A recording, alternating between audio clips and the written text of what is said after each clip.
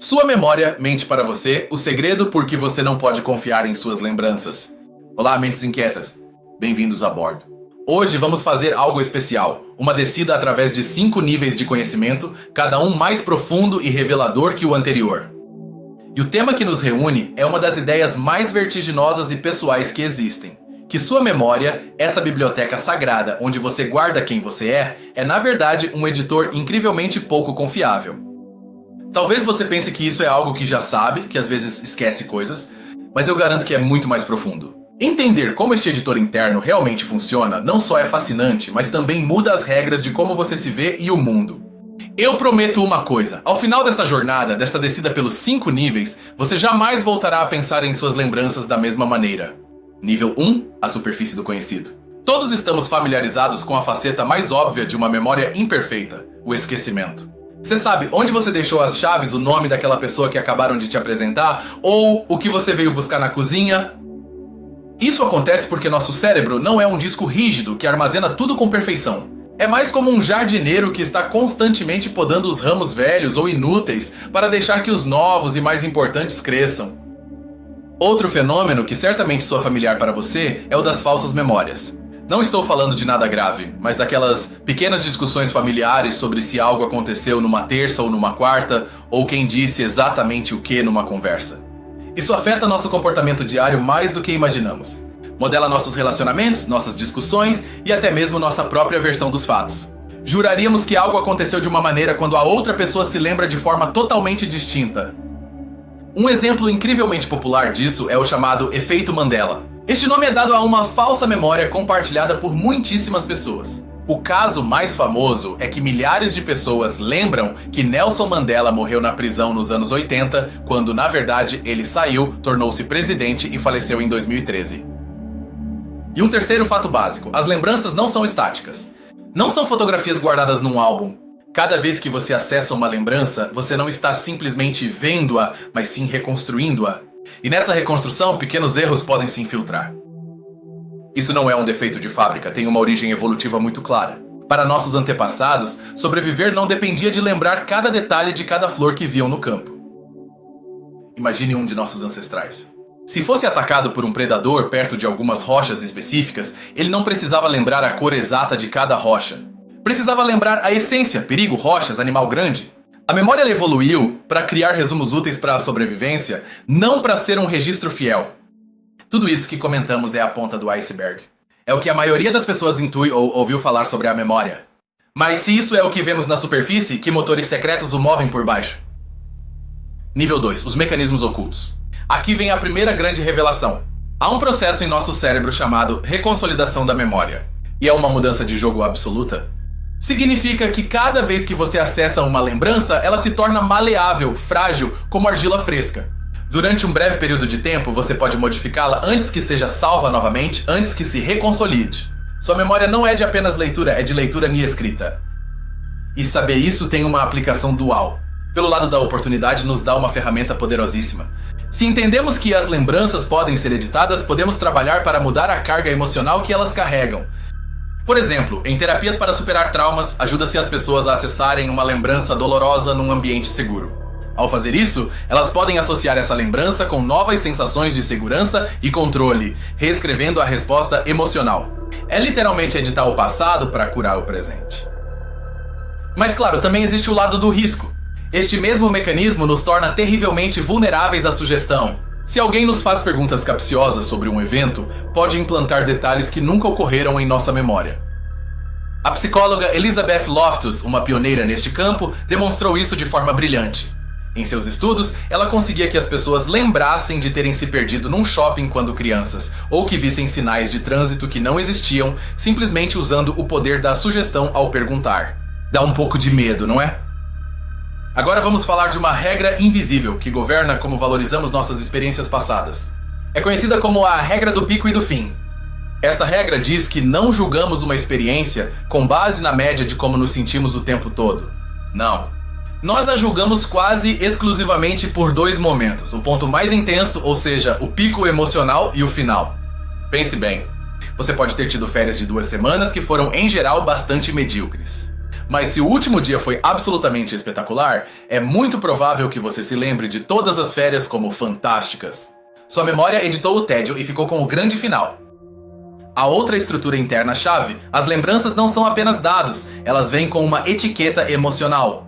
Uma parte do nosso cérebro, a amígdala, encarrega-se de colar esta etiqueta nelas. Isso foi bom, isso foi perigoso, isso me fez feliz. E isso nos leva diretamente a um viés cognitivo que é como um atalho mental que às vezes nos leva a conclusões errôneas. Neste caso, o viés de retrospecção idílica. Este é um erro de fabricação fascinante.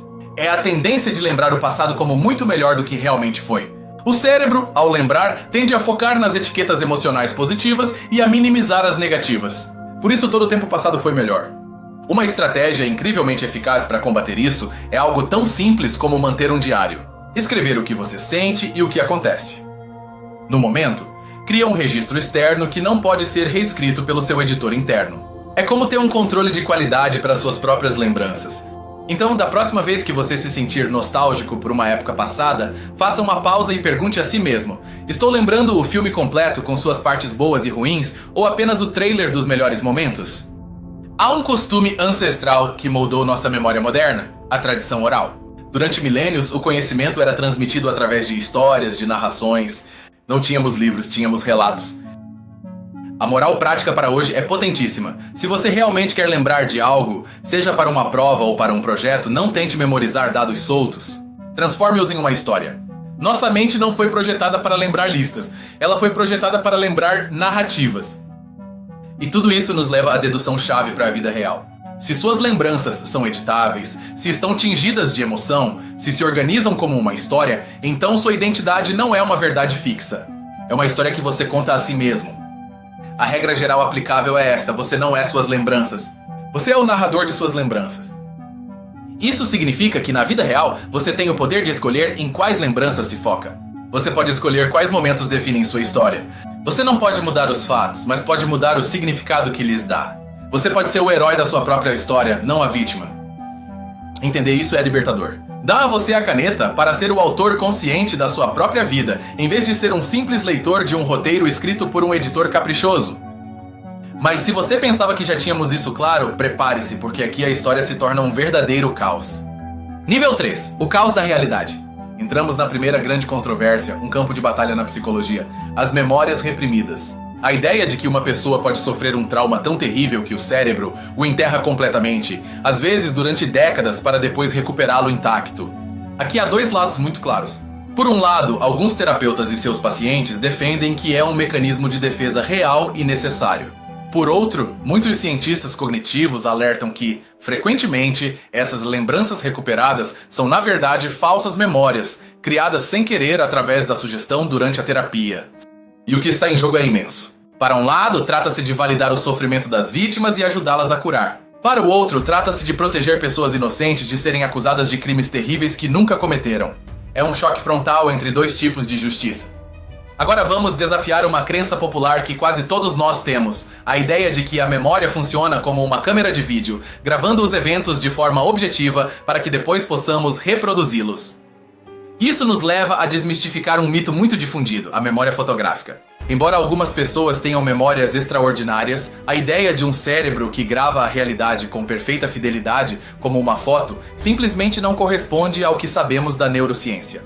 Toda lembrança é uma reconstrução.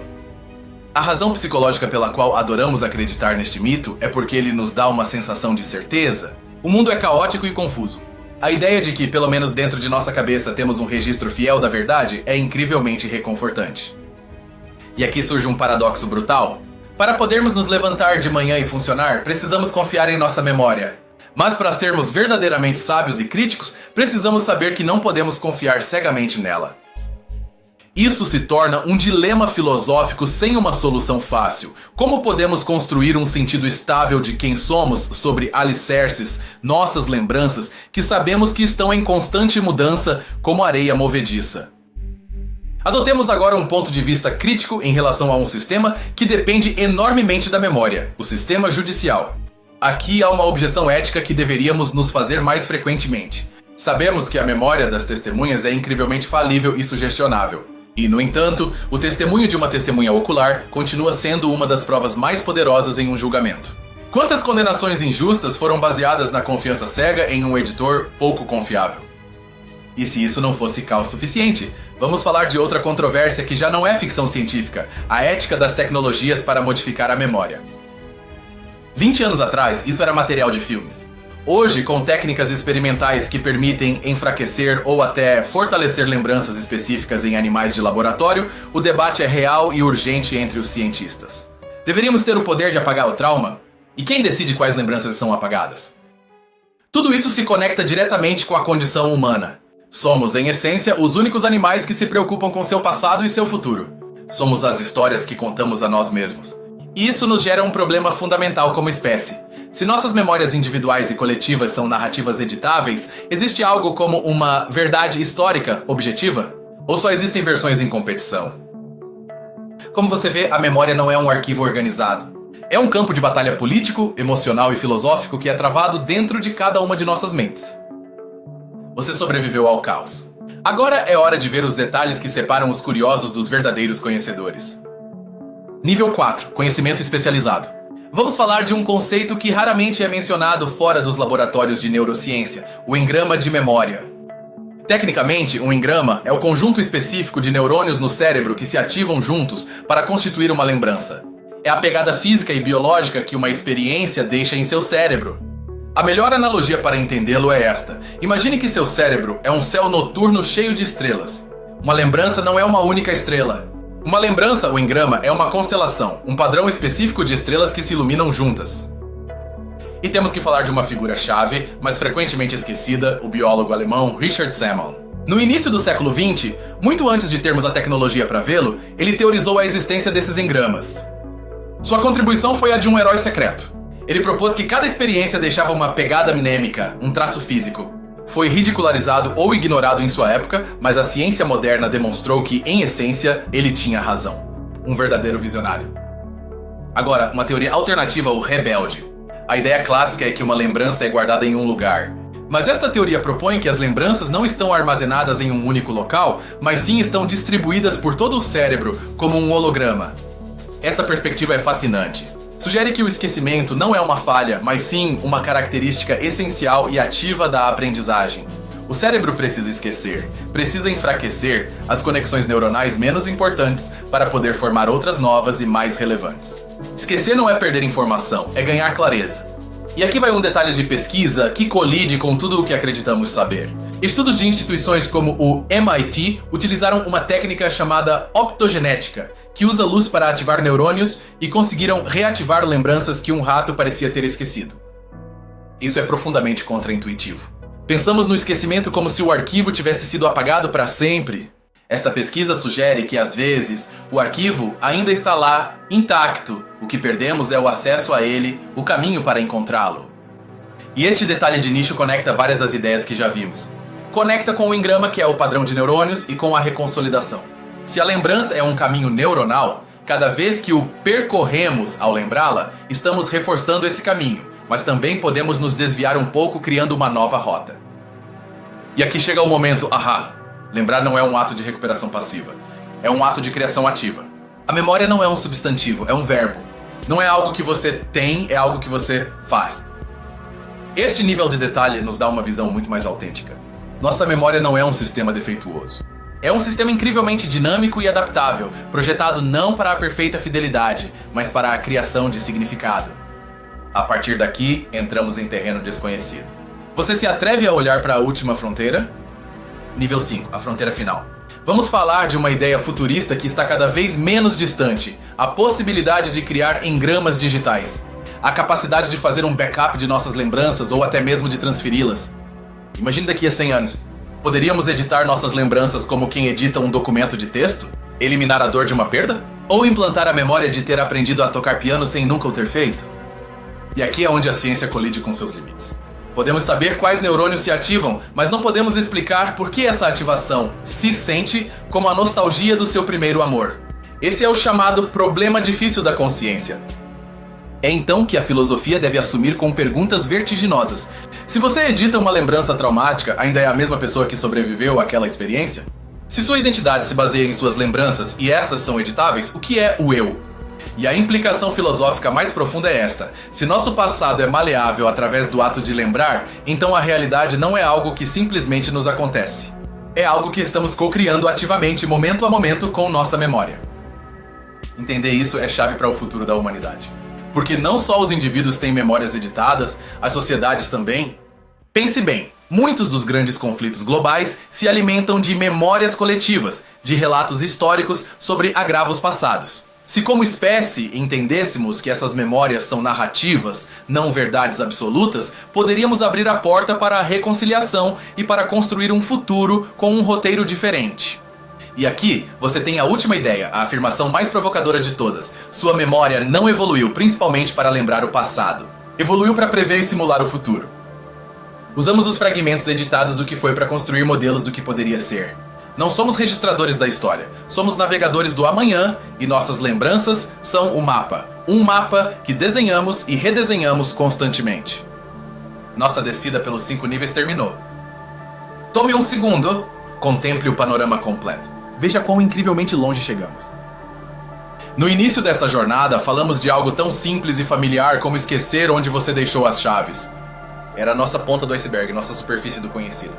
E agora, olhe para essa ideia inicial e coloque-a em contraste com a última ideia a que chegamos, que seu cérebro é uma máquina de simulação do futuro que usa uma versão constantemente editada do passado para construir o próprio tecido da sua realidade e da sua identidade.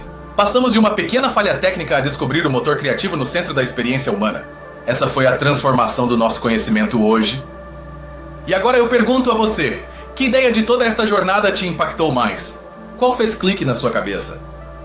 Quero agradecer de coração pelo seu tempo, pela sua curiosidade e por me acompanhar nesta descida profunda. Por favor, compartilhe suas reflexões nos comentários. Me fascina ler como essas ideias ressoam em cada um de vocês. Se você gostou dessa jornada às profundezas, inscreva-se para não perder os próximos e compartilhe este vídeo com alguém cuja mente você acredite que esteja preparada para esta conversa. Continue questionando, continue explorando. Nos vemos no próximo abismo do conhecimento. Se você pudesse editar uma única lembrança, qual seria?